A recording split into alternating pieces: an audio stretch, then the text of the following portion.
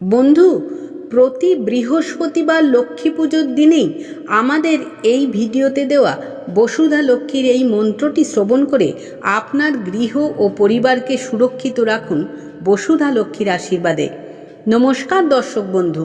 আজ আমরা আমাদের এই চ্যানেলে নতুন একটি ভিডিওতে পাঠ করব বসুধা লক্ষ্মীর একটি শক্তিশালী মন্ত্র।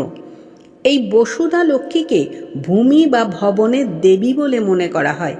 এই দেবী আবার ভগবান বিষ্ণুর বরাহ অবতারের সহধর্মিণী বারাহী নামেও পরিচিত। এই দেবী ধন, ঐশ্বর্য ও সমৃদ্ধির দেবী বলে বিশেষভাবে পরিচিত।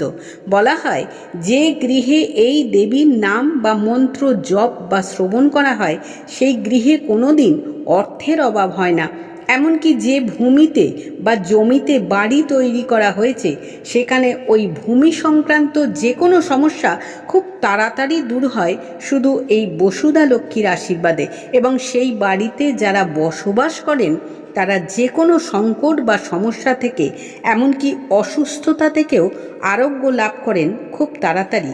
বসুধা লক্ষ্মীর আশীর্বাদে সেই বাড়িতে যারা বসবাস করেন সেই পরিবারের সদস্যদের মধ্যে সম্পর্ক খুব ভালো থাকে। তাই বন্ধু, আপনার জীবনে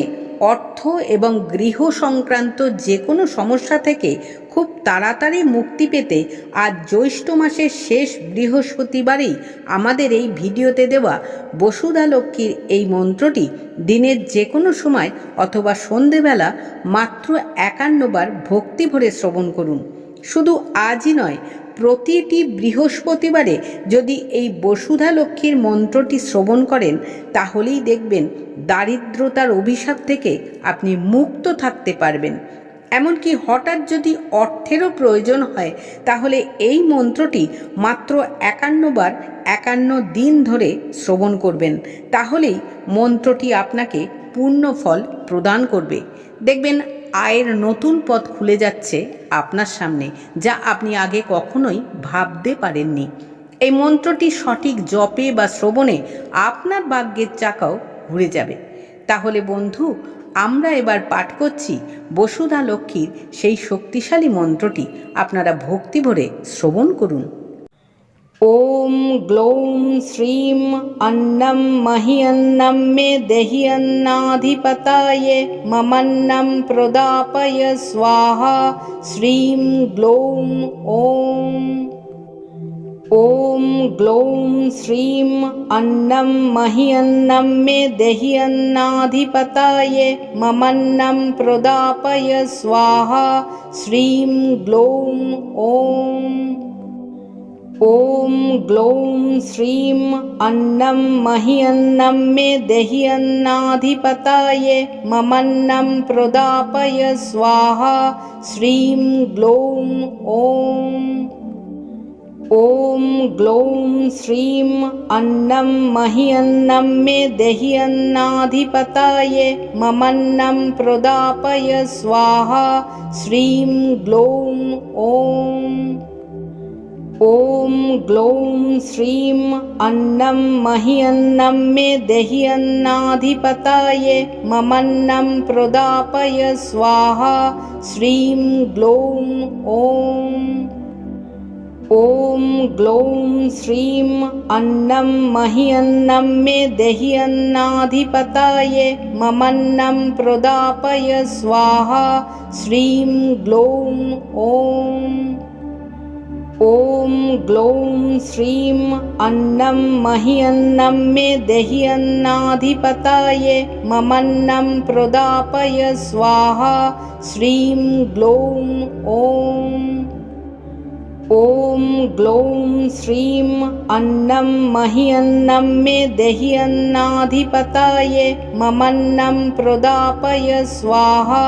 শ্রীম গ্লৌম ওম। ওম গ্লৌম শ্রীম অন্নম মহিয়ন্নম মে দেহি অন্নাধিপতায়ে মমন্নম প্রদাপয় স্বাহা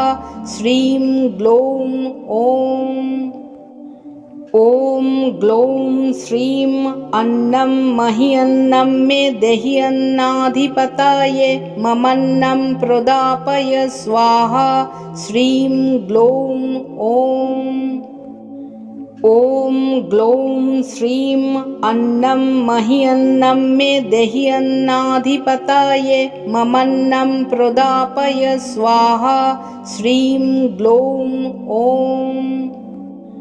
ॐ ग्लौं श्रीं अन्नं मह्यन्नं मे देहि अन्नाधिपतये ममन्नं प्रदापय स्वाहा श्रीं ग्लौं ॐ ग्लौं श्रीं अन्नं मह्यन्नं मे देहि अन्नाधिपतये ममन्नं प्रदापय स्वाहा श्रीं ग्लौं ॐ ग्लौं श्रीं अन्नं मह्यन्नं मे देहि अन्नाधिपतये ममन्नं प्रदापय स्वाहा श्रीं ग्लौं ॐ ग्लौं श्रीं अन्नं मह्यन्नं मे देहि अन्नाधिपतये ममन्नं प्रदापय स्वाहा श्रीं ग्लौं ॐ ग्लौं श्रीं अन्नं मह्यन्नं मे देहि अन्नाधिपतये ममन्नं प्रदापय स्वाहा श्रीं ग्लौं ॐ ग्लौं श्रीं अन्नं मह्यन्नं मे देहि अन्नाधिपतये ममन्नं प्रदापय स्वाहा श्रीं ग्लौं ॐ ग्लौं श्रीं अन्नं मह्यन्नं मे देहि अन्नाधिपतये ममन्नं प्रदापय स्वाहा श्रीं ग्लौं ॐ ग्लौं श्रीं अन्नं मह्यन्नं मे देहि अन्नाधिपतये ममन्नं प्रदापय स्वाहा श्रीं ग्लौं ॐ ग्लौं श्रीं अन्नं मह्यन्नं मे देहि अन्नाधिपतये ममन्नं प्रदापय स्वाहा श्रीं ग्लौं ॐ ग्लौं श्रीं अन्नं मह्यन्नं मे देहि अन्नाधिपतये ममन्नं प्रदापय स्वाहा श्रीं ग्लौं ॐ ग्लौं श्रीं अन्नं मह्यन्नं मे देहि अन्नाधिपतये ममन्नं प्रदापय स्वाहा श्रीं ग्लौं ॐ ग्लौं श्रीं अन्नं मह्यन्नं मे देहि अन्नाधिपतये ममन्नं प्रदापय स्वाहा श्रीं ग्लौं ॐ ग्लौं श्रीं अन्नं मह्यन्नं मे देहि अन्नाधिपतये ममन्नं प्रदापय स्वाहा श्रीं ग्लौं ॐ ग्लौं श्रीं अन्नं मह्यन्नं मे देहि अन्नाधिपतये ममन्नं प्रदापय स्वाहा श्रीं ग्लौं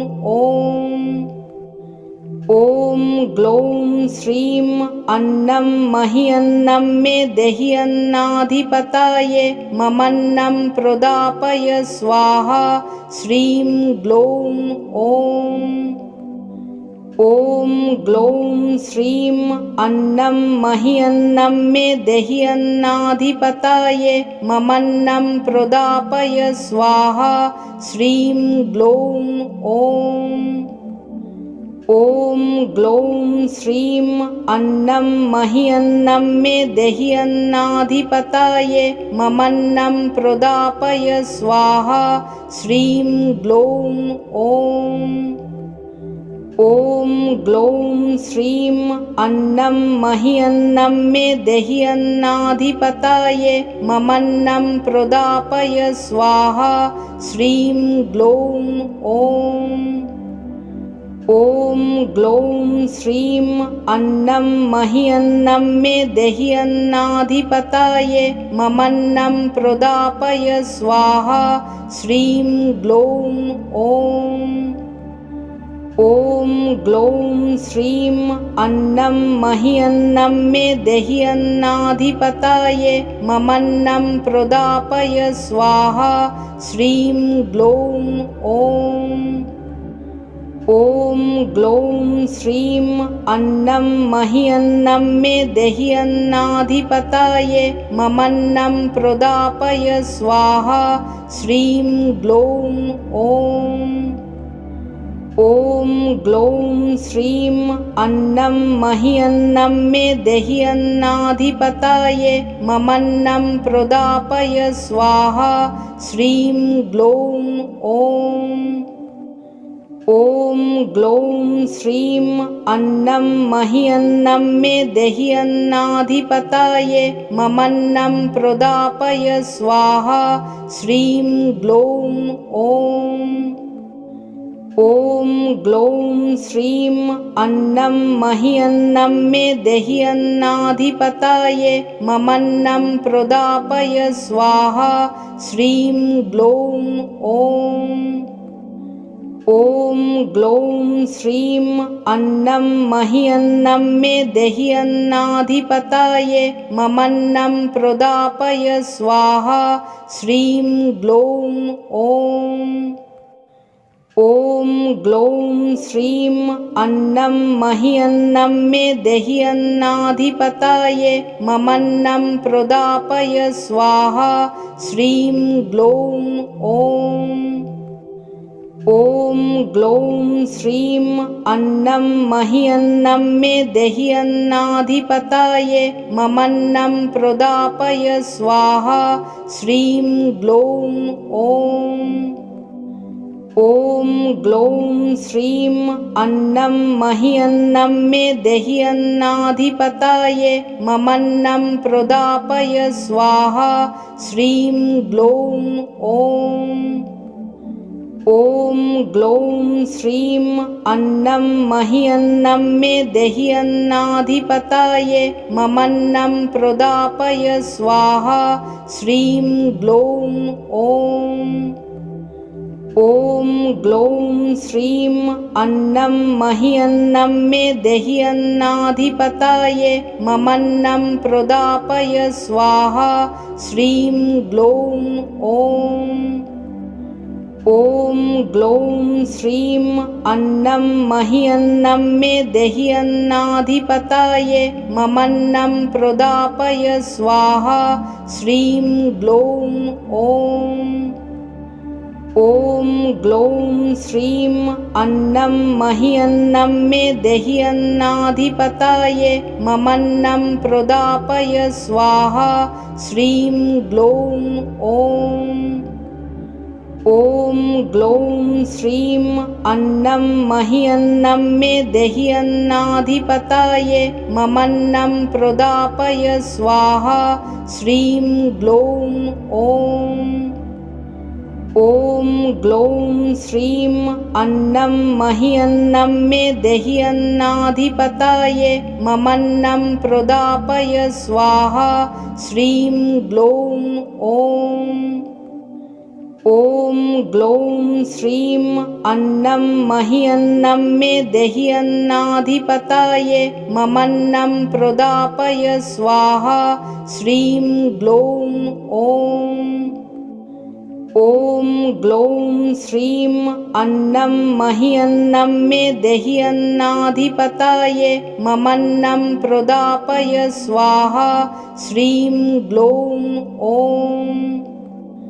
ॐ ग्लौं श्रीं अन्नं मह्यन्नं मे देहि अन्नाधिपतये ममन्नं प्रदापय स्वाहा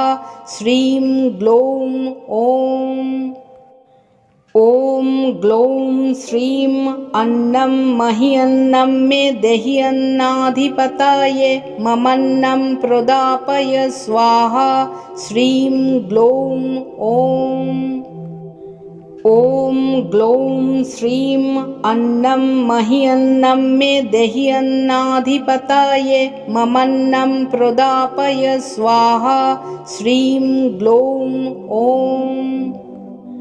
ॐ ग्लौं श्रीं अन्नं मह्यन्नं मे देहि अन्नाधिपतये ममन्नं प्रदापय स्वाहा श्रीं ग्लौं ॐ